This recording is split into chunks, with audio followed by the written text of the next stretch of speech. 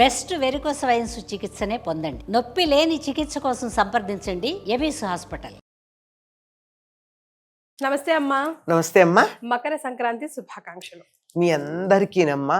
ఎక్కడెక్కడైతే తెలుగు వాళ్ళు ఉండి సంక్రాంతి జరుపుకుంటున్నారో వాళ్ళందరికీ, మీ సిబ్బందికి, యాజమాన్యానికి, అందరి ప్రేక్షకులకి అందరికీ మకర సంక్రాంతి శుభాకాంక్షలు. సో సంక్రాంతి అంటే చాలా కోలాహలంగా ఆనందోత్సవాలతో చేసుకునే పండగ. అవునమ్మా. సో ముఖ్యంగా ఈ రోజు మేము చేయవలసిన పనులు, ఈ రోజు విశిష్టత గురించి ఒక్కసారి మన పిల్లలకి, పెద్దలకి అందరికి కూడా గుర్తు చేద్దాం మన ద్వారా.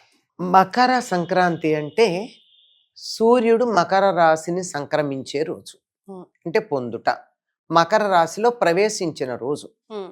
ఎప్పుడైతే సూర్యుడు మకర రాశిలో ప్రవేశిస్తాడో అప్పటి నుంచి సూర్యుడి యొక్క గమనం దక్షిణం నుండి ఉత్తరం వైపుకు వస్తుంది. కనుక ఉత్తరం అనే పదంలోనే శ్రేష్టమని అర్థం కదా. పైగా దిక్కు కూడా ఉత్తరం అంటే పైన ఉంటుంది కదా. పైన ఉండేది శ్రేష్టంగా ఉండేది, చక్కగా ఉత్తరం అనే దానికి సమాధానం అని కూడా అర్థం ఉంది. మనకి ఎన్నో ప్రశ్నలు ఉంటే వాటన్నిటికీ సమాధానాలు దొరికేటటువంటి సమయమని. కనుక ఉత్తర అయనము, ఉత్తర దిక్కుగా సూర్యుడు తన నడకను, తన గమనాన్ని మార్చుకునేటటువంటి రోజు గనక ఇది ఉత్తరాయణం అని శ్రేష్టమైనదిగా చెప్తూ ఉంటారు. ఇది తెలుగు వాళ్ళు చేసుకునే పండగల్లో చాలా ప్రధానమైంది. దీనికి అనేకమైన కారణాలు ఉన్నాయి. ఒకటేమిటంటే భారతదేశం మౌలికంగా వ్యావసాయిక దేశం, అంటే వ్యవసాయం ప్రధానంగా మనం ఉంటాయి. మీరు ఏ పండగ చూడండి తప్పనిసరిగా అది వ్యవసాయంతో ఎక్కడో అక్కడ దానికి సంబంధం ఉంటుంది. మొక్కలు, చెట్లు నాటడాలు అవి. ఇప్పటికేమవుతుంది, పంటలు ఇంటికి వస్తాయి, కాస్త ఊపిరి సలపడానికి వీలుగా ఉంటుంది రైతులకి. అప్పటిదాకా రాత్రి పగలు అనేది తేడా లేకుండా చాలా శ్రమ పడతారు. ఇప్పుడైతే మనకంత తెలియట్లేదు, కానీ మా చిన్నతనాల్లో మేము చూసేవాళ్ళం. ఈ నెల పట్టినప్పటి నుంచి, అంటే ధనుర్మాసం వచ్చినప్పటి నుంచి అసలు సగం మంది మగవాళ్ళు ఇళ్లలోనే పడుకునేవాళ్ళు కాదు. పొలాల్లో కుప్పల దగ్గర కాపలా పడుకుని అక్కడే పొద్దున్నే ఇంటికి వచ్చి మళ్ళీ ఎలుకలు రాకుండా, అవి దొంగలు ఎలుకలు కాదు, అగ్ని ప్రమాదాలు ఎన్ని రకాలు ఉంటాయి. ఏదో ఒకటి ఇబ్బందులు జరగకుండా. అసలు ఇంకా గమ్మత్తు ఏంటంటే ఈ కుప్పలోంచి 4 పనులు, ఆ కుప్పలోంచి 4 పనులు వాళ్ళ వాటిల్లో వేసుకునే దొంగలు ఉంటారు. మొత్తం కాకుండా అంటే చిల్లర దొంగలు, అక్కడ కోట్లు వదిలేసి రూపాయల కోసం కక్కుర్తిపడే జాతి. సరే, ఏదేమన్నా పంటలు ఇంటికి వస్తూ ఉంటాయి. పగటిపూట కూడా ఎంతో సేపు పొలాల్లో పని చేయాల్సి ఉంటుంది. ధాన్యం ఇంటికి తీసుకురావడం, బస్తాలకు ఎత్తించటం, ఆరబెట్టడం, తడి ధాన్యం పాడవుతుంది, ఆరాలి, ఇవన్నీ చాలా హడావిడి. రెండో పంట అప్పటికే ముందరే నాటి ఉంచుతారు గనక అప్పుడే పంటకు వస్తూ ఉంటుంది. ఈ హడావిడిలో సంక్రాంతి నాటితో ఇవన్నీ ఆల్మోస్ట్ పూర్తయిపోతాయి. కనుక వేడుకగా చేసుకుంటారు. చేతి నిండా ధాన్యం ఉంటుంది. పొలాలు ఉన్న వాళ్లే కాదు, పొలాలు లేని వాళ్ళకు కూడా ధాన్యం ఉంటుంది. ఎందుకంటే పూర్వకాలం ఏదైనా సరే పిల్లలు రేగుపళ్ళు వచ్చాయనుకో, చాటలో ఇన్ని బియ్యం తీసుకెళ్లి ఆ రేగుపళ్ళ బండి వాడికి ఇస్తే వాడు ఇన్ని రేగుపళ్ళు ఇచ్చేవాడు, వాడికి ధాన్యం. గుమ్మాల్లోకి వచ్చినటువంటి వాళ్ళకి దోసిళ్లతో పోసే రోజులు కావు, అది చాటలతోనో కుంచాలతోనో పోసేవాళ్ళు. అట్లా ధాన్యం చేతి నిండా ఉంది కదా, ఇవ్వడానికి సంతోషంగా ఉంటుంది, అలా ఇవ్వడం. తర్వాత పొలాల్లో పనలులో పడిపోయినవి గాని, కంకులు ఏరుకుని గాని, అలా వాటన్నింటితోనూ బాగా అది కూడా సేకరించి చాలా ధనం సంపాదిస్తారు. ఆ కుప్పల దగ్గరికి వెళ్ళి ఎవరడిగినా ఆ కుప్పల ధాన్యం నూరుస్తున్న వాళ్ళు ఓ చాటతో వాళ్ళకింత పోస్తారు. ఇట్లా అందరి దగ్గర ఎంతో అంత, అసలు మాకు లేదు అనేటటువంటి వాళ్ళు ఎవరు ఉండరమ్మా. అందువల్ల ఈ పండగ చాలా వేడుకగా జరుపుకుంటారు. ఈ జరుపుకోవడంలో ఈ రోజు నుంచి సూర్యుడు ఉత్తరాయణంలో ప్రవేశిస్తాడేమో, ఇది పుణ్యకాలము అన్నారు. ప్రతి నెల కూడా సూర్యుడు ఒక రాశి నుంచి మరొక రాశిలోకి పెడతాడు, కానీ దీన్ని మాత్రం రెండింటినే మనం పుణ్యకాలం అంటాం. ఒకటి దక్షిణాయన పుణ్యకాలం, ఒకటి ఉత్తరాయణ పుణ్యకాలం. అంటే ఆ రాశిలో ప్రవేశించినప్పుడు సూర్యుడి యొక్క గతి మారుతూ ఉంటుంది. మరి అప్పుడు సేమ్ డేట్స్ ఎందుకు రావమ్మా ఎవ్రీ ఇయర్? అదే కదా, డేట్స్ ఎందుకు రావు, సేమ్ తేదీలు వస్తున్నాయి. ఆల్మోస్ట్ తేదీలు ఒకటే, తిథులు మారతాయి. మనం భారతీయులకి విశాలమైనటువంటి దృక్పథం అమ్మ. మేము ఇది మాత్రమే పాటిస్తాం, ఇంకోటి మాకు అక్కర్లేదు అనేటటువంటి మూర్ఖత్వం లేదు, మొండితనం లేదు. కొన్నింటినేమో చాంద్రమానాన్ని బట్టి అనుసరిస్తాం, కొన్నింటిని సౌరమానాన్ని బట్టి అనుసరిస్తాం.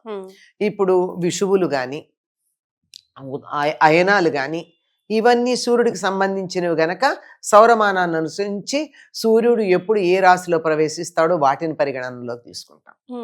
తిథులతో పూర్ణిమలు, అమావాస్యలు ఇత్యాదులన్నీ చాంద్రమానాన్ని అనుసరించి చూస్తాం. ఈ రెండింటినీ సమన్వయం చేసుకుంటున్నాం.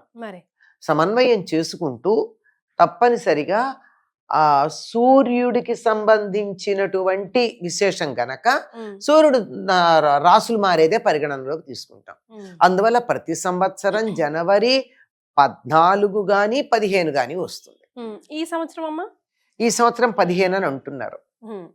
So according to TTD calendar అయితే టీటీడీ నుంచి 15వ తారీఖు అని చెప్పారు. ఎందుకంటే డిసెంబర్ 16 సాయంకాలం ధనుసు రాశిలో ప్రవేశించాడు సూర్యుడు. అక్కడి నుంచి లెక్క వేసుకుని కనుక వచ్చినట్టయితే 30 రోజులకి అక్కడికి వస్తుంది.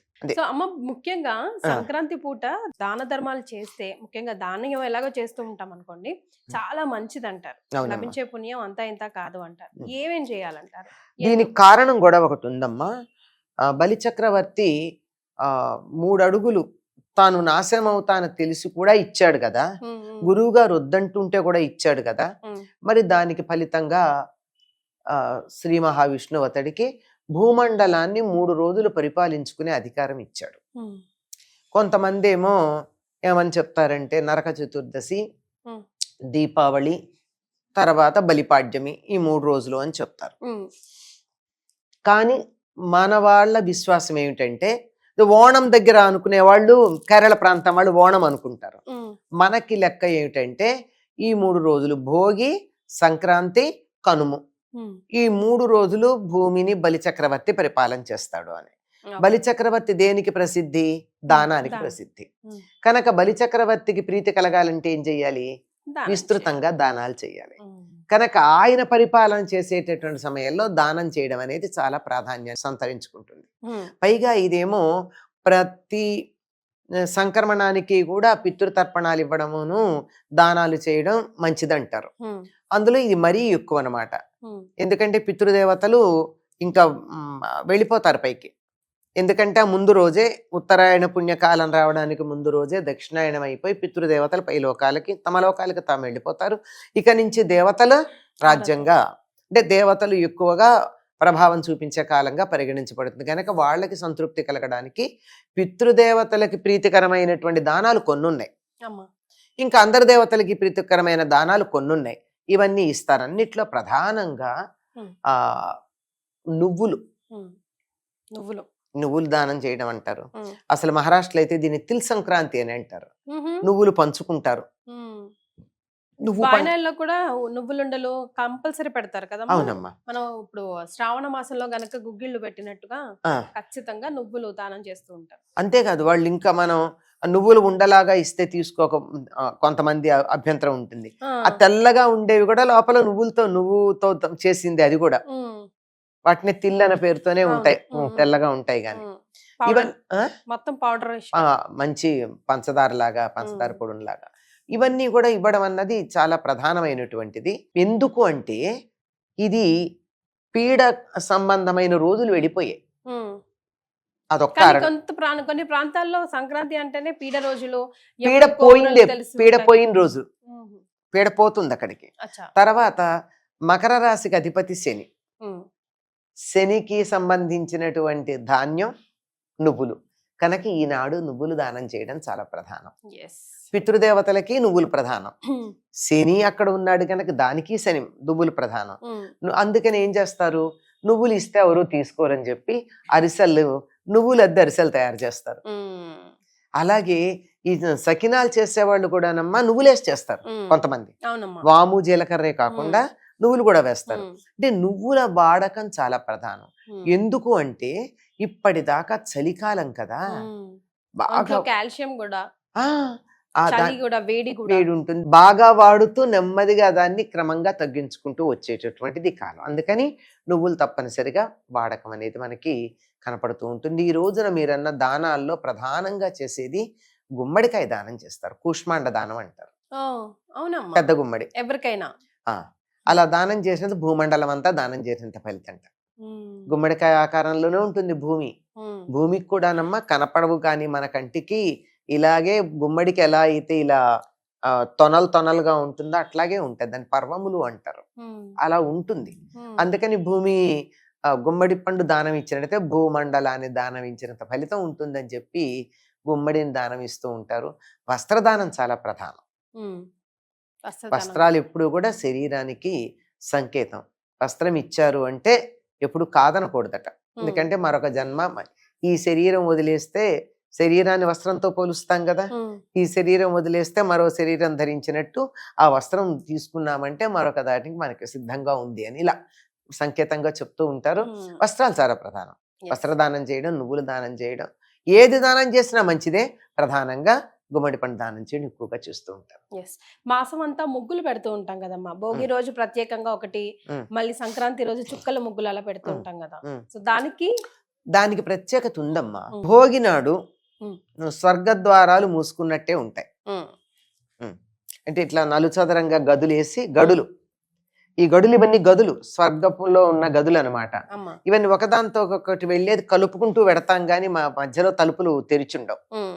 ఇదే ముగ్గు సంక్రాంతి నాడు తెరిచినట్టుంటాయి, అంటే స్వర్గద్వారాలు తెరుచుకున్నాయని. అంతేకాదు సంక్రాంతి భోగి నాడు రథం ముగ్గేస్తారు. ఆ రథం ఇంట్లోకి వస్తున్నట్టుగా వేస్తారు. సంక్రాంతి మామూలుగా వేస్తారు. సంక్రాంతి నాడు ఇంట్లోకి వస్తున్నట్టుగా వేస్తారు అదే ముగ్గుని. అదే కనుము నాడు బయటకు వెళ్తున్నట్టుగా వేస్తారు. అంటే ఏమిటి రథం ముగ్గేయడం లెక్క అంటే సూర్య సంచారం గతి మారుతోంది అని తెలియచెప్పడం. ఇప్పుడు సూర్యుడికి సంబంధించిన పండగను మనం ఏమంటున్నాం, రథసప్తమి అంటున్నాం గాని సూర్య సప్తమి అంటలేదు కదా. మరి రథసప్తమి అంటున్నాం అంటే రథానికే ప్రాధాన్యం ఉంది కనుక రథం వేసామంటే సూర్యుడు అని అర్థం. కనుక ఆ రథం ఇంట్లోకి వచ్చేటట్టు బయటకు వచ్చేట్టు వేసి అంతరిక్షంలో జరిగేటటువంటి ఖగోళ విన్యాసాలన్నీ కూడా మనం పిల్లలకి ముగ్గుల ద్వారా తెలియజెప్పేటటువంటి గొప్ప సంస్కృతి మాది. అంటే ప్రాక్టికల్ గా చెప్తే ఈజీగా అర్థమైపోతుంది, ఎప్పటికీ గుర్తుండిపోతుంది కదమ్మా. అందుకని ముగ్గులేసి చెప్పేస్తాం. ఇవాళ ముగ్గు వేయాలంతే. ఎందుకు వేయాలని ఎప్పుడప్పుడు ఎవరో ఒకళ్ళు అడుగుతారు. అప్పుడు ఆలోచిస్తారు, ఎందుకు వేయాలి ఇవాళ రథం ముగ్గు ఎందుకు వేస్తున్నాం అని. రైట్. సో సంక్రాంతి పండుగ రోజు మనం తప్పకుండా చేయాల్సిన పనులు, వేసుకోవాల్సిన ముగ్గులు, చేయవలసిన దాన ధర్మాలు అన్ని, ఒకవేళ భోగి పళ్ళు ఏ కారణంగా అన్నా ముందు రోజు పోసుకోకపోతే ఈ రోజు పోసుకుంటారు. పేరెంట్ మరి అందరి ఇళ్లలోనూ ఉంటుంది కదా బొమ్మలు పెడితే. నిన్న కొంతమంది ఇళ్లలో, ఇవాళ కొంతమంది ఇళ్లలో అలా సర్దుకుని పెట్టుకోవడాలు కూడా ఉంటాయి. అమ్మ 3 రోజులు కూడా తలంటు పోసుకోవాలి, అభ్యంగన స్నానం లేదమ్మా. అభ్యంగన స్నానం భోగి నాడే. సంక్రాంతి నాడు అసలు తల మీద నీళ్లు పోసుకోవాల్సిన పని లేదు. పిల్లలు ఎవరును పెద్దవాళ్ళు పోసుకుంటారు, ఒట్టి నీళ్లు పోసుకుంటారు. పితృదేవతలకు సంబంధించింది కదా. పితృదేవతలకు సంబంధించిన కార్యాలు చేసేటప్పుడు తలకి నూనె పెట్టుకుని చేసుకోరుగా, ఊరికే చేసుకుంటారు. చాలా సంతోషం అమ్మా, ధన్యవాదాలు.